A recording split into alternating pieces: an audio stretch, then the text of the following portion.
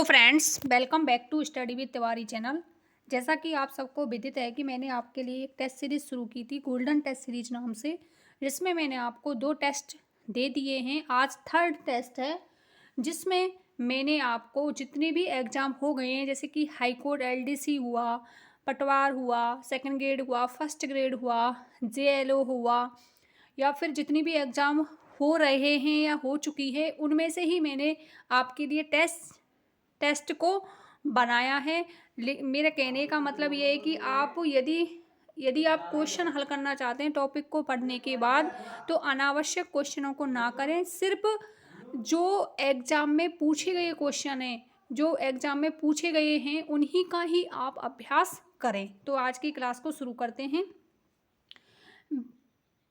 Vacancy का हिंदी समानार्थी शब्द है। अब जैसा कि आपको पता है, चाहे तो आप रीट ले लो, रीट में भी, या फिर आप ले लो पीएसआई इन, या फिर ले लो एलडीसी। इन सब में आपको प्रशासनिक शब्दावली के 2 क्वेश्चन जरूर मिलेंगे, इसलिए मैंने एक क्वेश्चन प्रशासनिक शब्दावली से भी लिया है। वैकेंसी का हिंदी समानार्थी शब्द है खाली जगह, रिक्ति, नियुक्ति या स्वीकृति। तो इसका राइट आंसर होगा रिक्ति। नेक्स्ट, आप देख सकते हैं कि प्रीवियस ईयर क्वेश्चन करने का एक ही लाभ है, वो ये है कि क्वेश्चन रिपीट होते हैं। 2017 में पूछा गया क्वेश्चन 2018 में भी पूछा गया है, और यही क्वेश्चन 2021 में भी पूछा गया है। और मैं आपको बताना चाहूँगी, यही क्वेश्चन अभी जो फर्स्ट ग्रेड का एग्ज़ाम हुआ है लेटेस्ट 2022 में, उसमें भी सेम के सेम एक क्वेश्चन हिंदी से संबंधित जो प्रश्न पत्र था, उसमें भी आपको मिल सकता है। यदि आपने हिंदी का प्रश्न पत्र देखा हो या हिंदी का प्रश्न पत्र दिया हो, एग्ज़ाम दी हो, तो उसमें भी ये क्वेश्चन आया हुआ है। तो मेरा कहने का बस यही मतलब है कि आप प्रीवियस ईयर क्वेश्चनों को एक बार अवश्य देखें। एक ही पत्र जब एक के साथ कई प्रेषितियों को भेजा जाता है, तो उसे क्या कहते हैं? तो इसमें गाइज बताया जा रहा है कि पत्र तो एक है, लेकिन वो एक साथ ही कई कई शब्द लगते ही ये बहुवचन रूप बन गया। तो इसका मतलब है ये अधिसूचना नहीं होगा, ज्ञापन भी नहीं होगा, विज्ञप्ति नहीं होगा। तो आपको इतना भी पता है कि परी का अर्थ होता है अभितः, परतः, समय, निक्सा, परी, इनके योग में द्वितीय विभक्ति का प्रयोग होता है। संस्कृत में पढ़ा भी होगा आपने। तो परी का मतलब चारों ओर, और पत्र मतलब भेजना, तो एक साथ, तो उसको बोलेंगे परिपत्र। नेक्स्ट क्वेश्चन, पीएसआई मोटर वाहन में, ये 2022 में पूछा गया क्वेश्चन है। तो लेटेस्ट क्वेश्चन भी मैंने इसमें शामिल किए हैं, जिसको आपको अंदाज़ा लग सके कि आगे आने वाली भर्तियों में हिंदी से संबंधित किस प्रकार के क्वेश्चन आपसे पूछे जा सकते हैं। और आपको मेरा कहने का मतलब बस इतना है कि यदि आपने प्रीवियस ईयर क्वेश्चन देखे हैं और उसके बाद आपने टॉपिक को पढ़ा है, तो वो बहुत ही अच्छे से क्लियर होगा, क्योंकि आपको इतना पता चल गया कि हमें किस प्रकार के क्वेश्चन पूछे गए हैं और पूछे जाने की संभावना है। तो आप वैसे भी अच्छे से टॉपिक को क्लियर कर सकते हो। तो टेढ़ी खीर मुहावरे का अर्थ क्या है? तो सिंपल सा है, इसमें खराब खीर या दुर्गम रहा या सरल काम तो होगा नहीं, तो इसका अर्थ होगा कठिन काम। टेढ़ी खीर होना, कठिन काम होना। आजकल की परीक्षाएं टेढ़ी खीर हो गई हैं। नेक्स्ट क्वेश्चन, ये आरजेएस 2021 में पूछा गया क्वेश्चन है। शुद्ध वाक्य का बताइए। यदि आपने फर्स्ट ग्रेड, सेकंड ग्रेड या रीट का एग्जाम दिया हो अभी अभी, तो उसमें 3 से या 4, मैं तो कहना चाहूँगी 4 क्वेश्चन वाक्य शुद्धि से संबंधित पूछे जाते हैं। अब आप अंदाज़ा लगा सकते हो कि 4 क्वेश्चन आपके लिए कितने मायने रख सकते हैं। अब एक क्वेश्चन 2 अंक का है, तो 8 अंक हो गए। तो एक टॉपिक से यदि आपके 8 अंक बन रहे हैं तो आपको उस टॉपिक को छोड़ना नहीं चाहिए, अच्छे से क्लियर करना चाहिए। तो इसमें शुद्ध वाक्य पूछा गया है, यह बुद्धिमान स्त्री है। अब एक बात बताना चाहूंगी, जब यहाँ पर स्त्री शब्द दे दिया, और स्त्री शब्द आपको पता है कि स्त्रीलिंग होता है ना कि पुल्लिंग। अब स्त्री के आगे यहाँ पर जो विशेषण शब्द दिया गया है वो पुल्लिंग है, इतना तो आपको पता होगा। जब स्त्रीलिंग है तो उसका विशेषण भी स्त्रीलिंग ही होगा, ना कि पुल्लिंग होगा।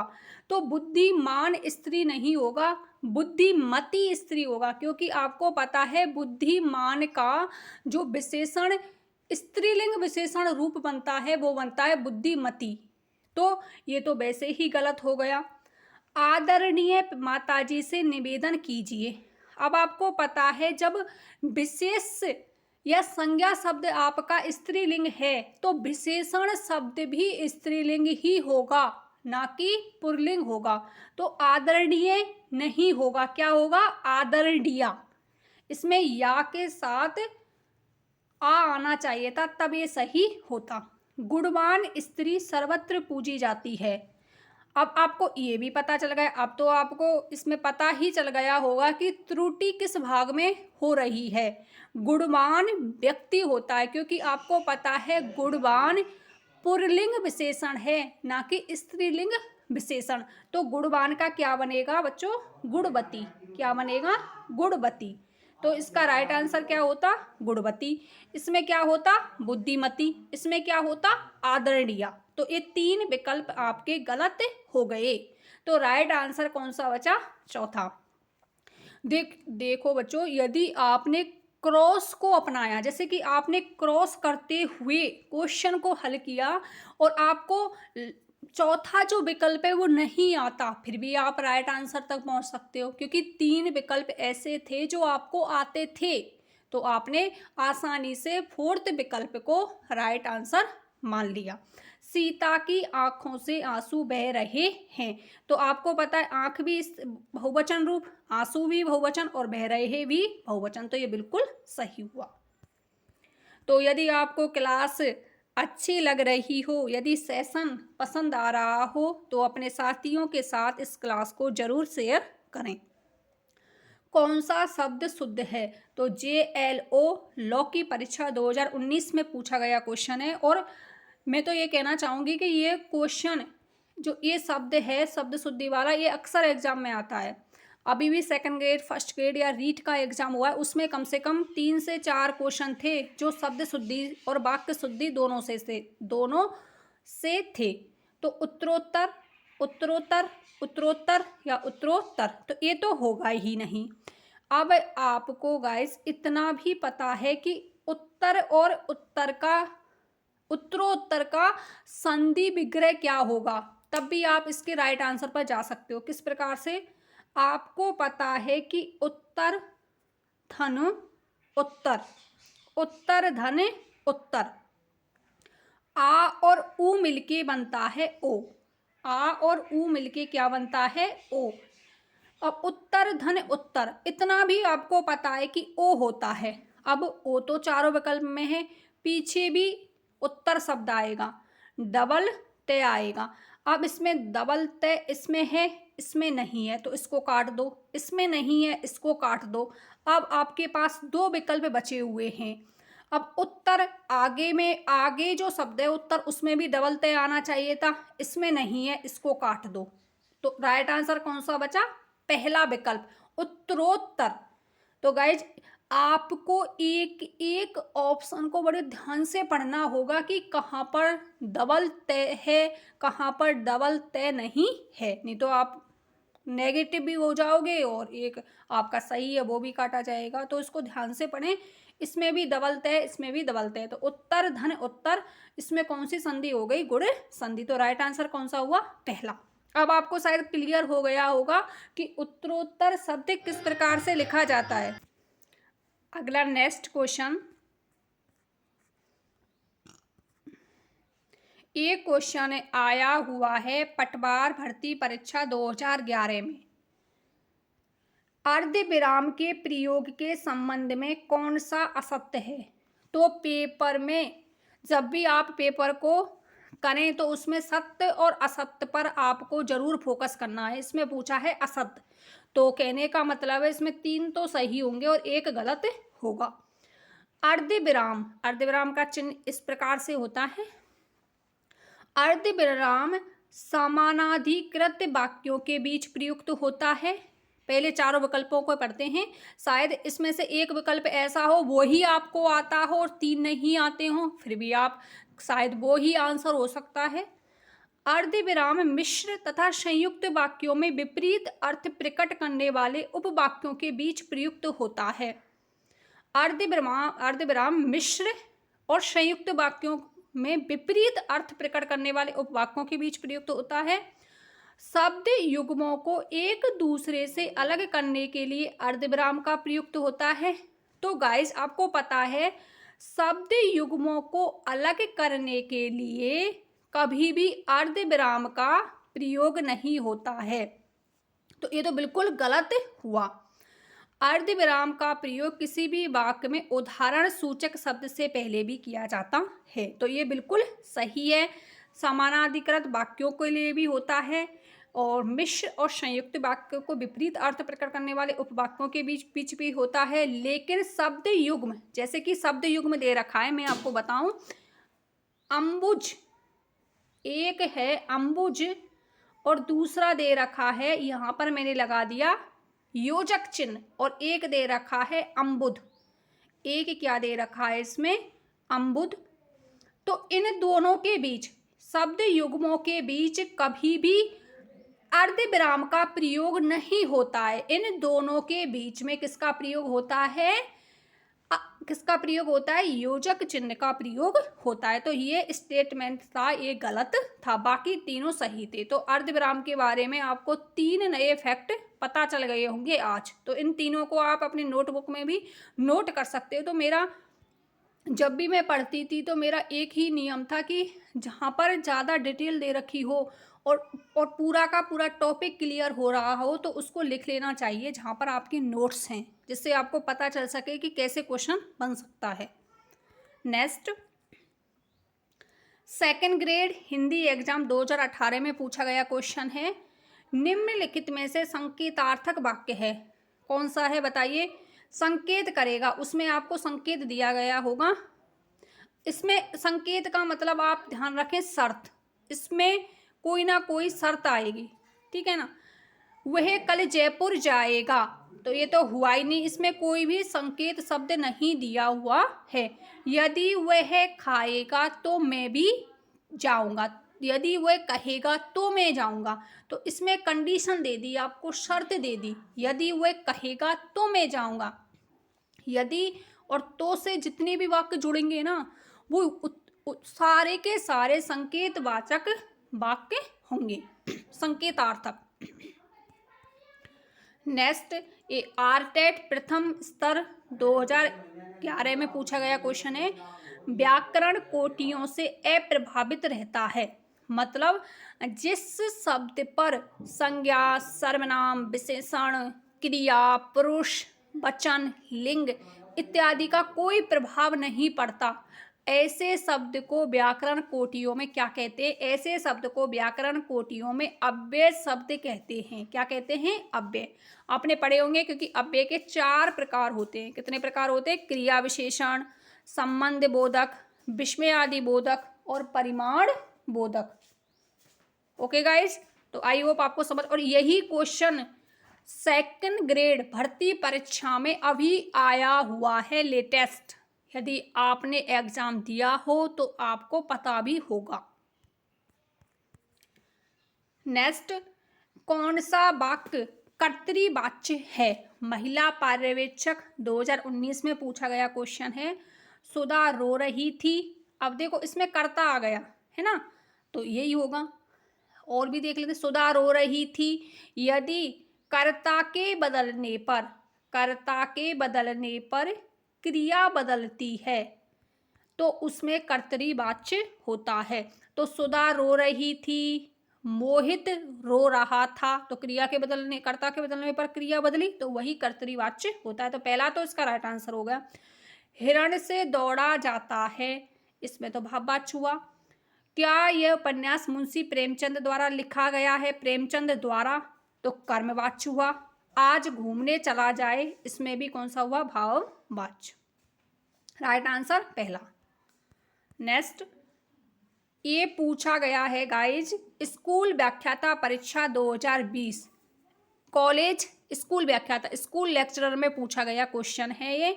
निम्नलिखित शब्दों पर ध्यान दीजिए। तो गाइज मैंने इसमें जितनी भी एग्जाम हुए हैं ना, उनको सारे जो क्वेश्चन है उसमें आए हुए उनको लिया है। डिफरेंट डिफरेंट हैं वैसे तो, पर आए हुए एग्जाम के क्वेश्चन हैं।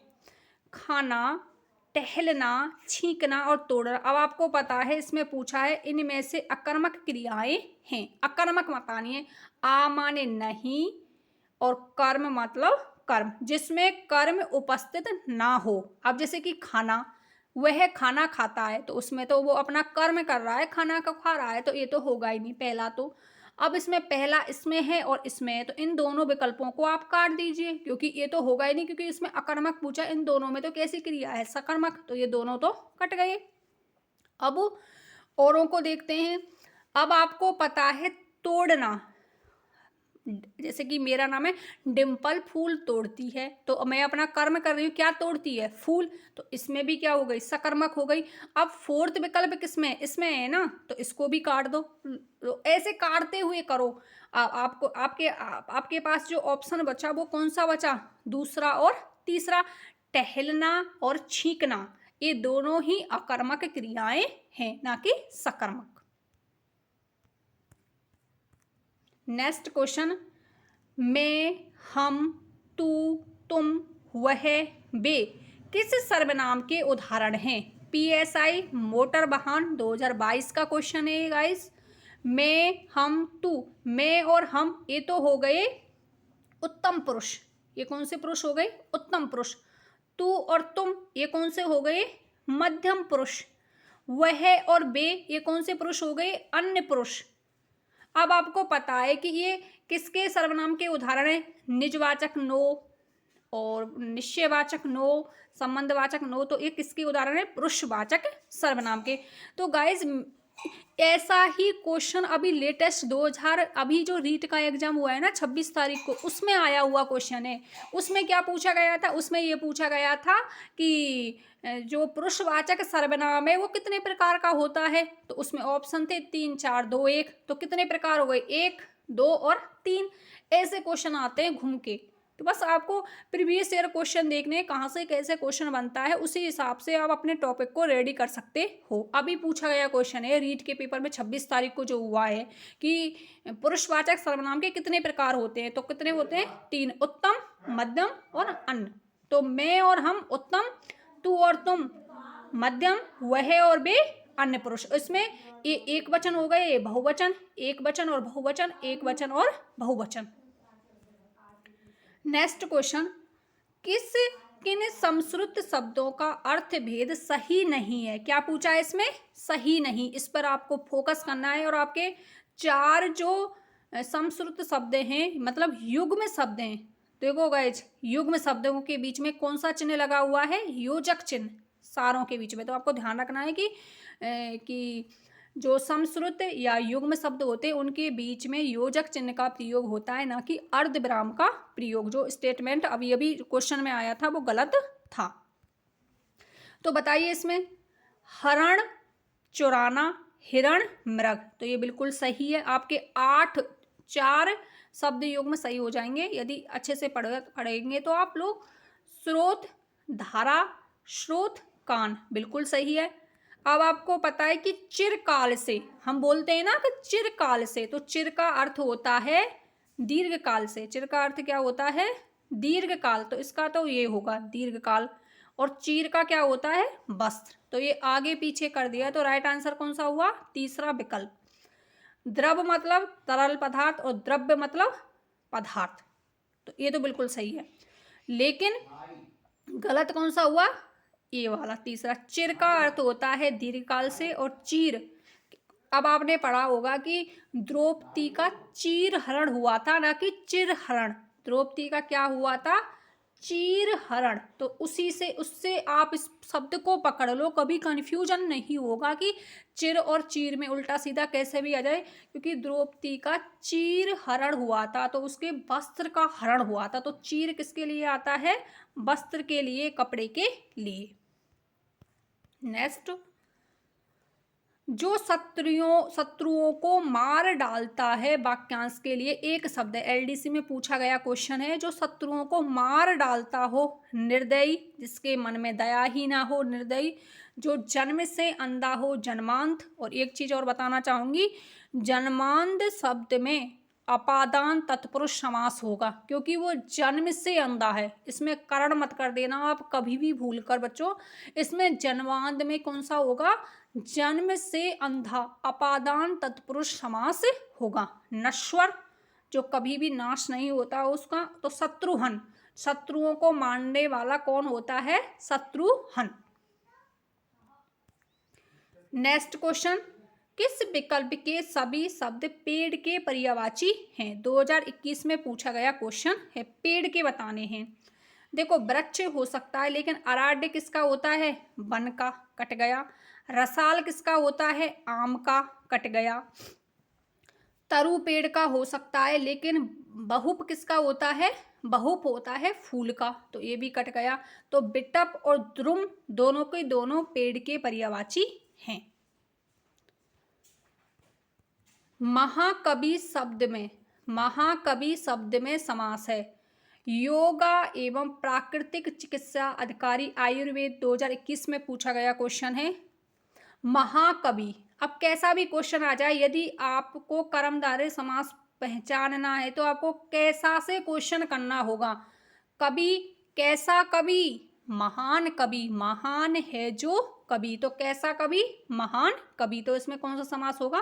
कर्मधारय समास, क्योंकि आपको कैसा से क्वेश्चन करना होगा, तभी जाके आप कर सकते हो। क्योंकि कैसा कवि, महान कवि, कवि की विशेषता बताई जा रही है। आपको पता होगा कि कर्मधारय समास में विशेषण और विशेष्य का संबंध होता है। देखो, ये क्वेश्चन मैंने एक्सप्लेन की वजह से, जिससे कि आपका समय खराब ना हो, इसीलिए मैंने इसका एक्सप्लेन भी साथ के साथ ले लिया है। किस शब्द में उपसर्ग और प्रत्यय दोनों प्रयुक्त हुए हैं? 2021 में पूछा गया क्वेश्चन है। उपसर्ग भी हो और प्रत्यय भी हो। देखो, विद्वता, तो विद्वता में सिर्फ वता, विद धन वता, तो इसमें तो सिर्फ प्रत्यय का प्रयोग हुआ है।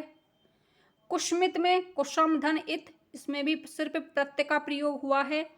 अर्थ धन इक, इसमें भी प्रत्यय का प्रयोग हुआ है। लेकिन आदिपत्य, आदिपत्य किससे बना? क्योंकि आपको पता होगा ये प्रत्यय जिसमें जुड़ता है वो आगे के शब्द की आदि वृद्धि कर देता है। तो इसमें अधि तो उपसर्ग हो गया और ये क्या हो गया? प्रत्यय हो गया। तो इसमें उपसर्ग और प्रत्यय दोनों का प्रयोग हुआ है और पति इसमें मूल शब्द है। तो इसका राइट आंसर कौन सा होगा?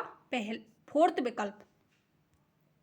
नेक्स्ट, देखो, ये क्वेश्चन मुझे बहुत अच्छा लगा, क्योंकि काफ़ी बच्चों को इसमें कन्फ्यूजन होगा शायद।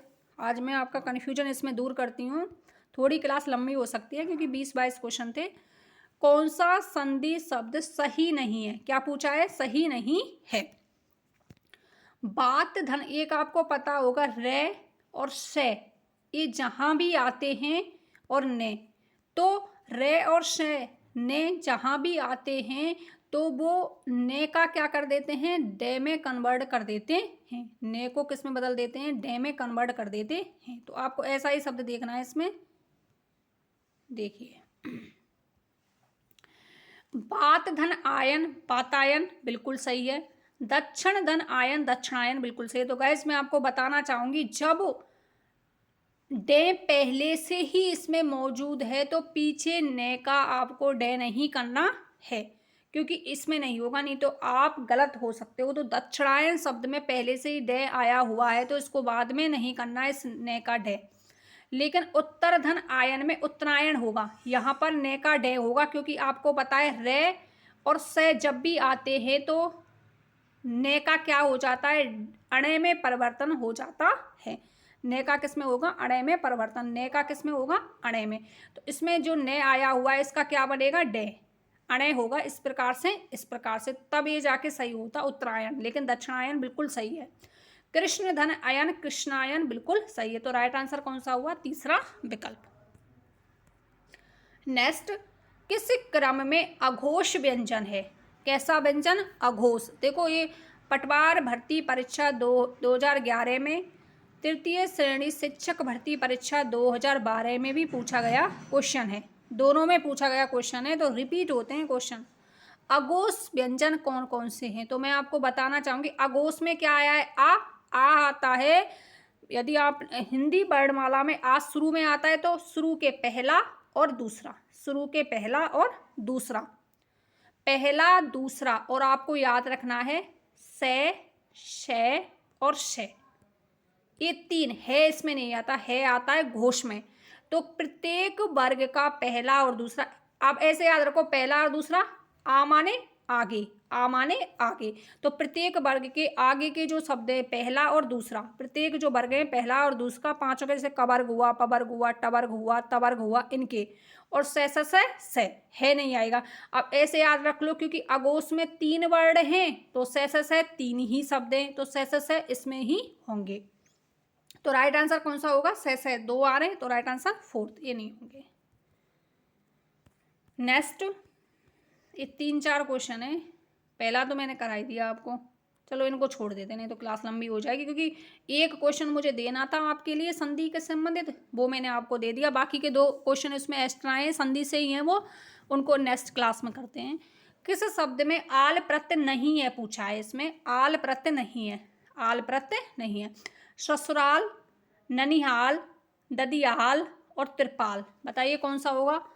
ससुर धन आल से बनेगा ससुराल, ठीक है। वैसे इसमें आ का क्या हो जाता है? रे में कन्वर्ट हो जाता है जब इसको संयुक्त करते हैं, मिला के लिखते हैं। नाना धन आल से ननिहाल, और दादी धन आल से क्या बनेगा?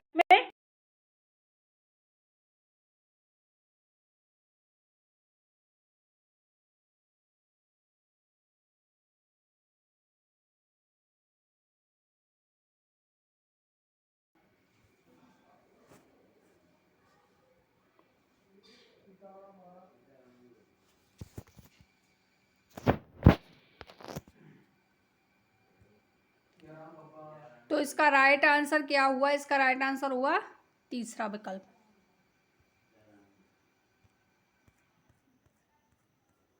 नेक्स्ट क्वेश्चन, किस विकल्प में पालतू शब्द विलोम है? तो किसका है? जंगली का। बाकी क्वेश्चन गाइज नेक्स्ट क्लास में करते हैं। आई होप आपको क्लास अच्छी लगी हो तो कमेंट बॉक्स में मैसेज जरूर करना।